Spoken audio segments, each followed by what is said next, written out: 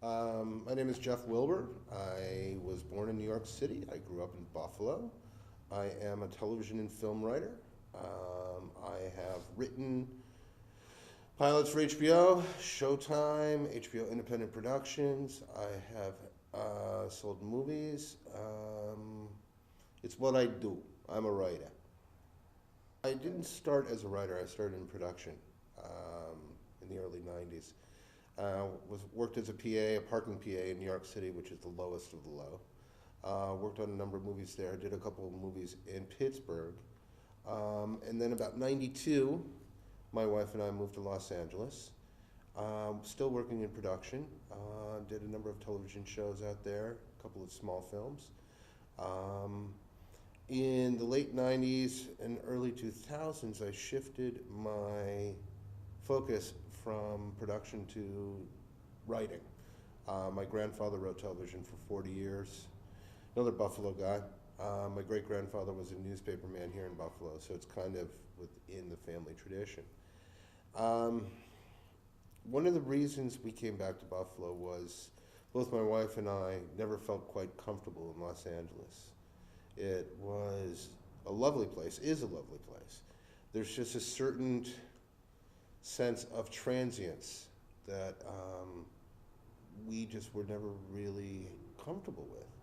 A lot of people just come and go all the time. They come out chasing the dream, they give up very quickly, and they move on. Uh, both my wife and my family, well, both my wife and myself, were from this part of the country. She's from Columbia County, and me growing up here. And we missed it. We really missed it. There is no place in the world like Buffalo. And I've always, it's kind of funny, um, we would associate in Los Angeles with people that were from the East Coast. All our friends were New Yorkers or, from similar places, Scranton, Binghamton, things like that, Michigan. And we had a nice little enclave out there. But it was time. It was time.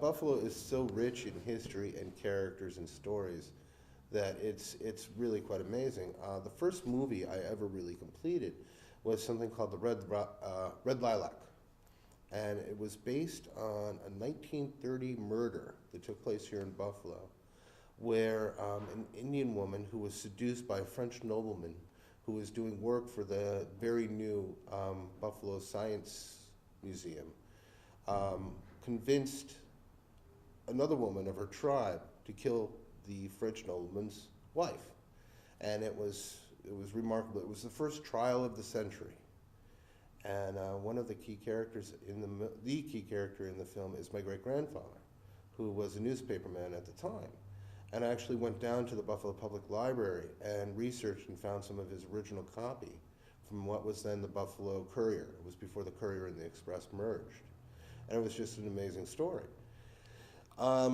The pilot I did for HBO was called Strip, and it was based on the old Chippewa Strip, not what it is today, but back when it was, seedy and grimy and wonderful, and the really ugly strippers and the down and out, winos and all forms of character and vermin.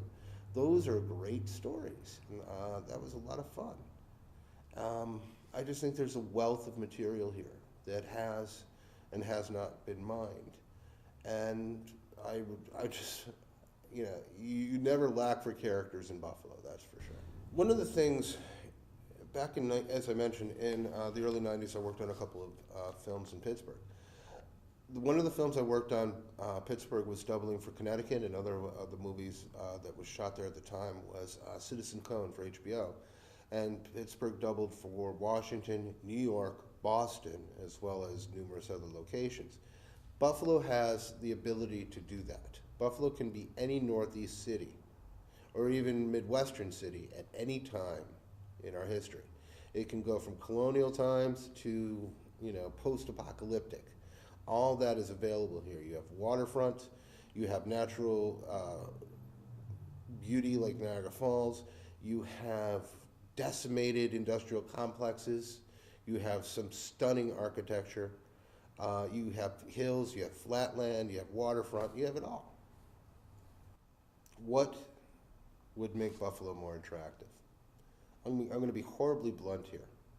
Get over yourself, okay? I'm sorry, yes, we lost 4 Super Bowls. Oh my God, if I hear of another chicken wing. Stop living in the past, start looking to the future, okay? I love this town, I really do, but I really find that at times that they are so self-conscious that they're afraid to try anything new. And you have to have vision. You know, you have to have a sense of hope and motivation to make things happen around you. And there are a few people here that are doing it. And, you know, I love those people. I attach myself to their energy. I really think Buffalo has potential to be a first-rate, world-class destination for television and film. They have to promote themselves. They can't expect people to find it. It has to seek out the projects. It has to make itself known to the industry. It has to make people aware of the advantageous tax credit. That tax credit, the majority of that is used in New York City. Now, how far will a New York City dollar go in Buffalo? That's $1.25. On top of the already, what is it, 35%? Something like that? That's a lot of savings. We need to advertise that. We need to promote that. We need to get our names out in the industry. People can only do so much from this point of view, from this point of origin. What really needs to happen is promotion, advertising, strategy, attacking the film industry and letting them know that we're here. There's not a lot lacking in terms of infrastructure for attracting film and television in Buffalo. You have the basic tenets of any kind of film production. You have food, you have electricity, you have locations, you have beds, and you have a lot of booze. Okay, that makes film crews very, very happy. What you need to do, or what I think needs to be done, should I say, excuse me, is a centralization of those services. Okay, when I worked in Pittsburgh, the William Penn Hotel, which is a really nice old hotel in downtown Pittsburgh, they would provide production offices to a film company who booked a certain number of rooms for a certain period of time. Okay, there was a package. They worked very well with the local film office and with the local authorities to create situations that were attractive for film companies. People who couldn't afford to shoot in New York, okay, would go to Pittsburgh, and it would double as New York City. Or it would just be Pittsburgh. You know, they changed the basic, some of the basic story points, and all of a sudden New York City is Pittsburgh. If Buffalo, again, it's promotion.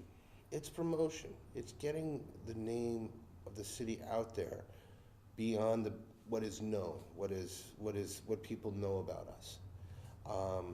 Selling it, you know, knocking down doors, following what's being shot. Why did Batman have to go to Pittsburgh? Okay, you know, why are they shooting in Detroit and not here? We have a better tax credit. Why are people in New Orleans and it's doubling for New York City? You know, that doesn't need to happen. What needs to happen is people need to be. The industry needs to learn that we're here, that we're ready and we're affordable, and ultimately that's the bottom line, that we can save them money.